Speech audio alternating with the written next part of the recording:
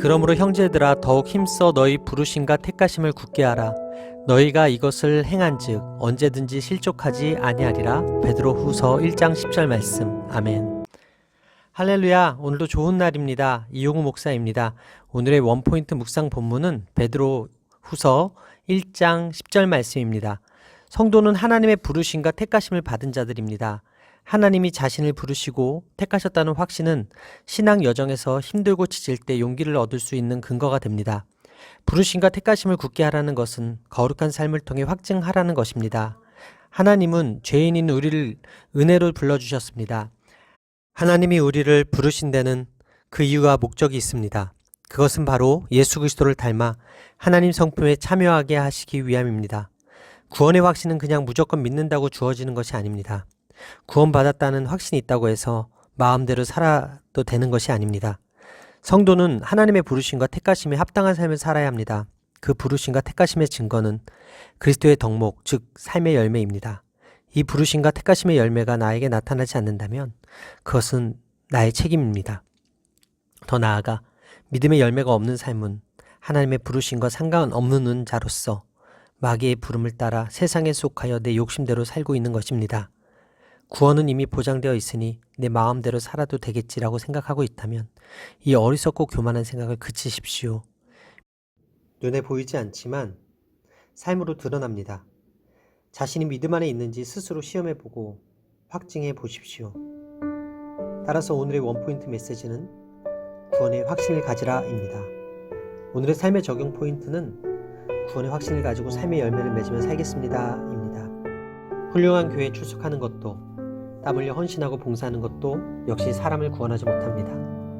우리가 주님의 뜻에 따라 바른 지식을 얻고 그 뜻에 순종함으로 성품이 변화되어 갈 때 우리의 구원은 더 확실해집니다. 그 은혜에 합당한 모습으로 살려고 힘쓸 때 우리는 그 은혜를 더 깊이 깨닫게 될 것이고 더 큰 확신 가운데 하나님 나라 백성으로 하나님의 뜻에 담대하게 순종하며 살아갈 수 있습니다. 성화와 영화 사이의 거룩한 긴장감을 놓지 말고 구원해 주신 것에 감사하며 믿음으로 정진해야 합니다. 지속적으로 주님에 대한 지식을 쌓아가고 주님을 닮은 성품으로 변화되어 갈 때 구원의 확신을 품게 됩니다. 오늘도 주님을 더 깊이 알아가고 주님을 더 닮아가면서 결코 흔들리지 않는 구원의 은혜를 누리시게 되기를 바랍니다. 기도하시겠습니다. 구원의 확신을 가지고 하나님의 거룩한 성품에 참여하는 믿음의 성장이 있기를 원합니다. 하나님의 변함없는 사랑을 확신하는 가운데 믿음을 발견하고 구원의 확신을 새롭게 하는 오늘이 되길 원합니다. 그리하여 은혜로 불러주신 합당한 삶의 열매를 맺으며 살게 하여 주옵소서. 이 모든 말씀 살아계신 예수 그리스도의 이름으로 기도합니다. 아멘. 주께서 경건한 자는 시험에서 건지실 줄 아시고 불의한 자는 형벌 아래에 두어 심판날까지 지키시며. 베드로후서 2장 9절 말씀. 아멘. 할렐루야. 오늘도 좋은 날입니다. 이용우 목사입니다. 오늘의 원포인트 묵상 본문은 베드로후서 2장 9절 말씀입니다. 베드로는 온 세상을 다스리시는 하나님을 힘입어 믿는 우리가 낙심하지 말고 계속해서 신앙을 지킬 수 있도록 격려해 줍니다. 수신자들의 상황을 고려할 때 시험은 거짓 교사들의 유혹이나 박해를 의미할 수 있습니다. 구속 역사를 들여다보면 죄악이 가득할 때 하나님의 심판이 임했습니다.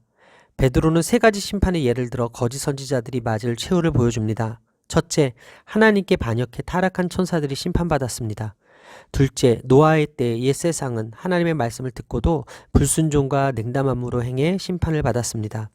셋째, 무법하고 음란하던 소돔과 고모라 성이 심판을 받아 후세에 경건하지 않은 자들에게 본보기가 되었습니다. 노아 시대에 경건하고 의로운 노아 가족들만 구원을 받았습니다. 소돔과 고모라 성에 있는 그 많고 많은 사람 중에서도 의인은 10명도 없었습니다.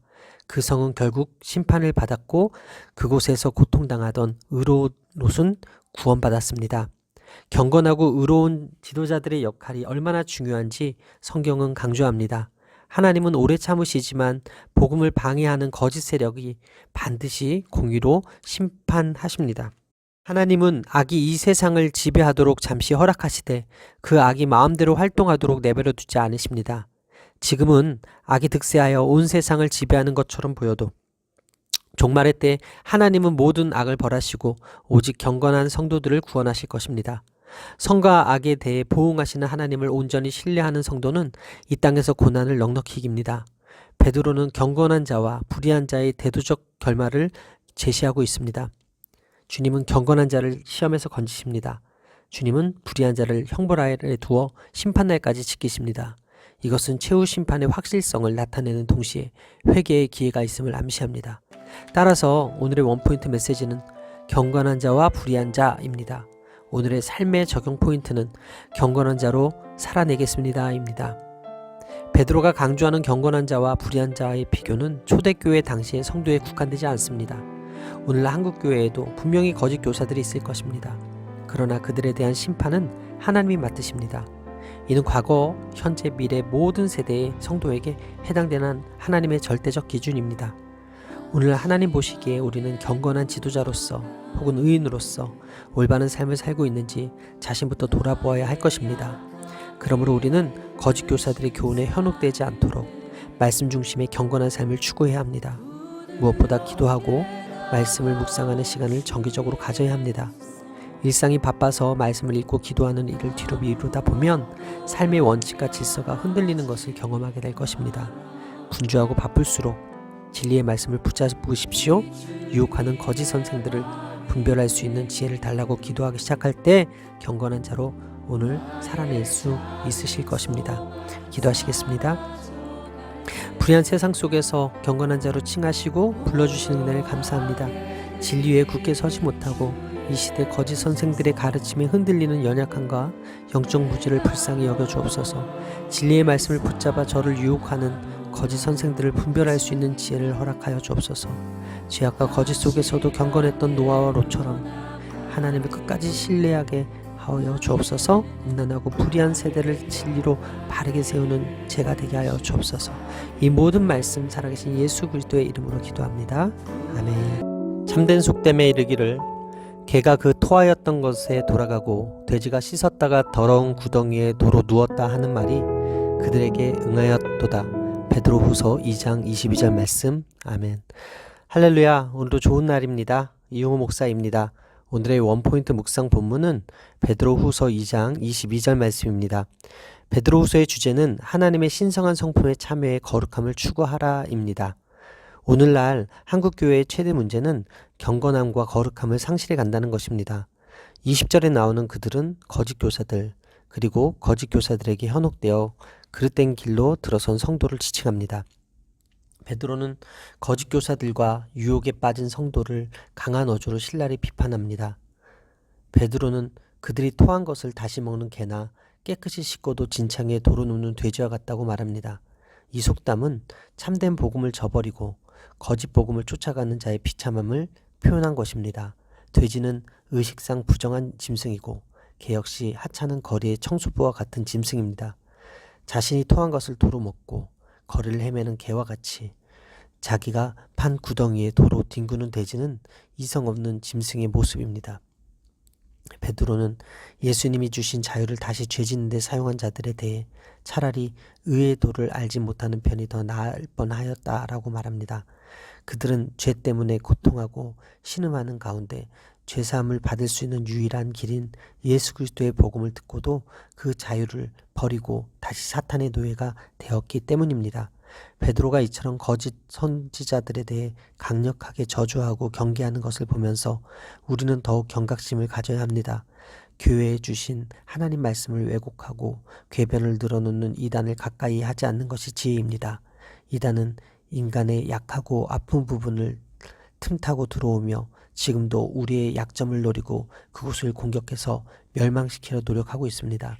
그래서 우리는 특히 무엇을 조심해야 하는지 생각하며 우는 사자와 같은 거짓의 영들 앞에 진리의 말씀으로 깨어 있어야 합니다. 따라서 오늘의 원포인트 메시지는 거룩한 명령입니다. 오늘의 삶의 적용 포인트는 오늘도 거룩함을 잃어버리지 않도록 깨어 있겠습니다 입니다. 베드로는 배교의 위험을 재차 경계하고 수신자들에게 변함없는 거룩한 삶을 격려합니다. 성도는 말씀의 빛으로 이단을 분별하고 진리에 순종하며 두렵고 떨리는 마음으로 자기의 구원을 이루어야 합니다. 이것이 바로 거룩한 명령입니다. 신앙의 여정에서 주의해야 할 것이 우리를 미혹하는 거짓된 가르침, 세속적 유혹입니다.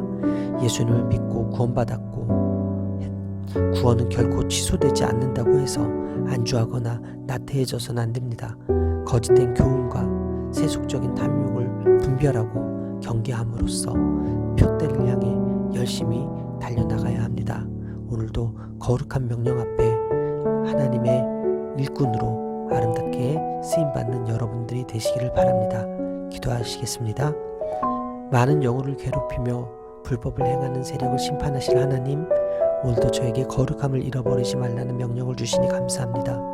더러운 것으로 다시 돌아가는 개와 돼지처럼 비참한 인생이 되지 않도록 주신 말씀에 감사하고 거룩하게 살아내는 하루를 보내게 하여 주옵소서. 이 모든 말씀 살아계신 예수 그리스도의 이름으로 기도합니다. 아멘. 사랑하는 자들아, 주께는 하루가 천년 같고 천년이 하루 같다는 이 한 가지를 잊지 말라. 주의 약속은 어떤 이들이 더디다고 생각하는 것 같이 더딘 것이 아니라 오직 주께서는 너희를 대하여 오래 참으사 아무도 멸망하지 아니하고 다 회개하기에 이르기를 원하시느니라. 베드로후서 3장 8절에서 9절 말씀. 아멘. 할렐루야. 오늘도 좋은 날입니다. 이용우 목사입니다. 오늘의 원포인트 묵상 본문은 베드로후서 3장 8절에서 9절 말씀입니다. 하나님의 시간 개념에서 볼 때 재림은 더딘 것이 아닙니다. 재림이 속히 이루어지지 않는다고 재림이 없는 것도 아닙니다.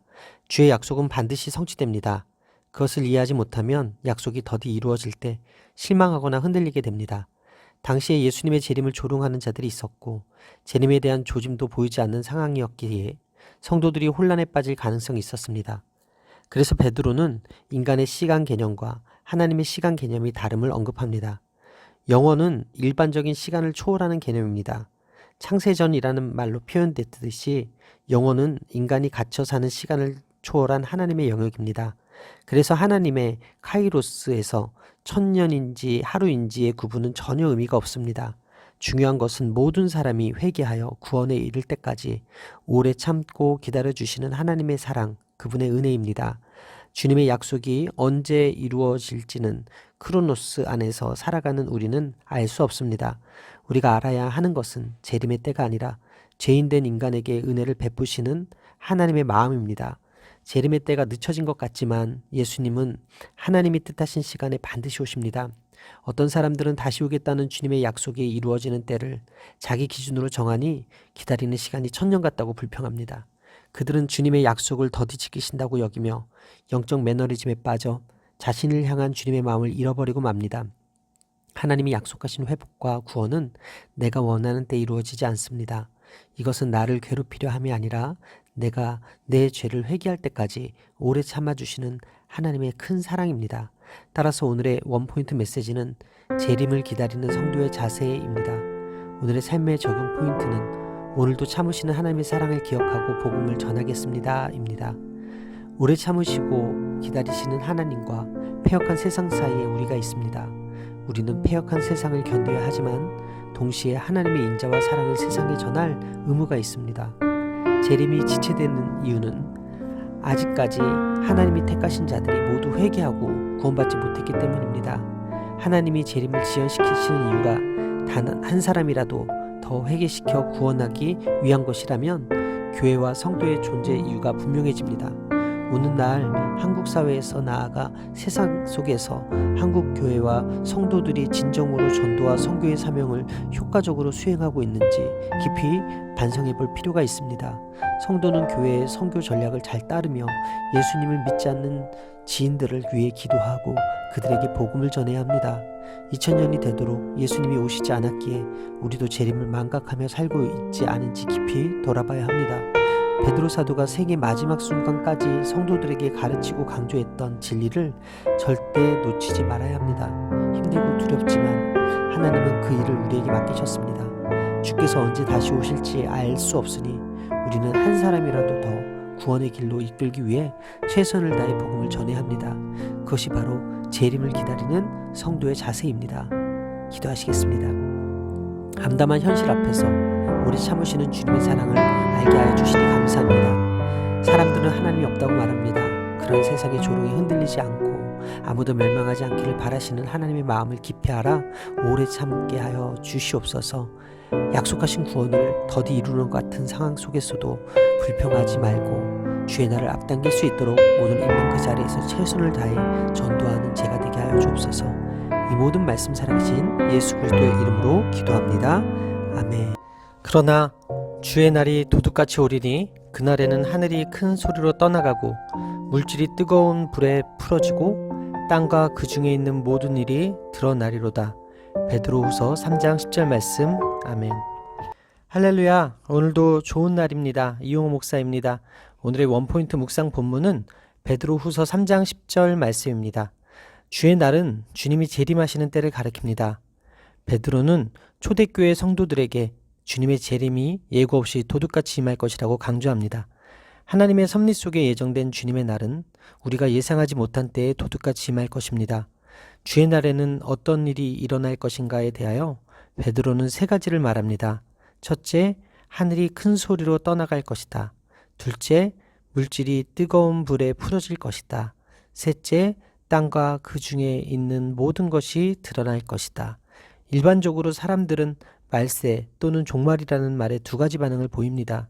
어떤 사람들은 종말이 있다는 사실을 부정하고 어떤 사람들은 두려움과 공포에 휩싸입니다. 종말이라는 단어 속에 전쟁, 질병, 재앙 등으로 인류의 역사가 끝날 것이라는 의미가 들어있기 때문입니다. 그래서 이러한 두려움을 이용해 시한부 종말론자들이 사람들을 미혹하여 재물을 갈취하기도 합니다. 그들은 시점을 정해놓고 그때의 종말이 올 것이라고 사람들을 미혹합니다. 초대교회 성도는 그리스도께서 곧 다시 오실 것이라고 생각했습니다. 그러나 정치적, 종교적 핍박이 그리스도인들에게 가해졌고 이단들이 등장해 재림이 허구라 주장하며 성도들을 현혹했습니다. 예수님은 생각지 않을 때 그날이 도적같이 임할 것이라 말씀하셨습니다. 도적이 예고 없이 갑자기 임하듯 날짜와 시간을 미리 알리지 않고 주님이 재림하시리라는 뜻입니다. 주님은 우리가 생각하지 않은 때에 오셔서 번복할 수 없는 최후의 심판으로 구원과 멸망을 결정하실 것입니다. 그래서 너희도 준비하고 있어라, 깨어 있어라고 말씀하십니다. 주님의 날은 곧 심판의 날입니다. 그러나 참된 믿음을 가진 성도는 주님의 날을 두려워하지 않습니다. 기독교의 본질은 예수 그리스도의 오심과 그분의 말씀에 대한 믿음의 기초 위에 하고 있기 때문입니다. 예수님의 사역과 말씀은 종말의 때 그분이 다시 오심으로 완전히 성취될 것입니다. 따라서 오늘의 원포인트 메시지는 그날에는 입니다. 오늘의 삶의 적용 포인트는 그날을 소망하며 오늘을 성실히 살아내겠습니다 입니다. 오늘날 그리스도인들은 예수님의 재림을 얼마나 확신하고 있을까요? 최근 들어 비도덕적인 사건들이 연이어 터지고 있습니다. 성범죄는 물론 존속, 비속, 살해 사건 같은 흉악한 범죄들이 우리 사회에 심심치 않게 등장하고 있습니다.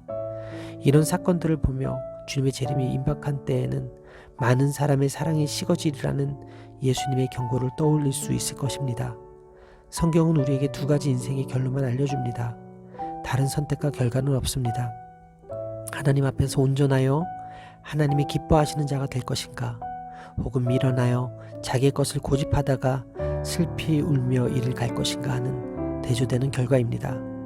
세상 끝날 징조가 곳곳에 일어나는 이때에 성도는 타락한 세상 풍조를 따르지 말고 거룩한 행실과 경건함으로 이 땅에서 하나님 나라를 실현하려고 노력해야 합니다. 그날에 두려워할 것인가, 그날에 기뻐하실 것인가는 바로 오늘 나의 믿음과 삶에 달려 있습니다. 기도하겠습니다. 주님, 곧 다시 오심을 믿습니다. 주님의 재림을 고대하며 거룩하고 깨끗한 신부로 이 한 해의 마지막 날을 보내길 원합니다. 약속하신 구원을 더디 이루시는 것 같은 상황 가운데 불평하지 말고 오래 참으시는 주님의 사랑을 깨달아 오늘 하루를 잘 살아내게 하여 주옵소서. 주님을 아는 지식과 은혜 안에서 더 아름답게 자라가게 하여 주옵소서. 이 모든 말씀 살아계신 예수 그리스도의 이름으로 기도합니다. 아멘. 할렐루야. 오늘도 최고의 복을 받았습니다.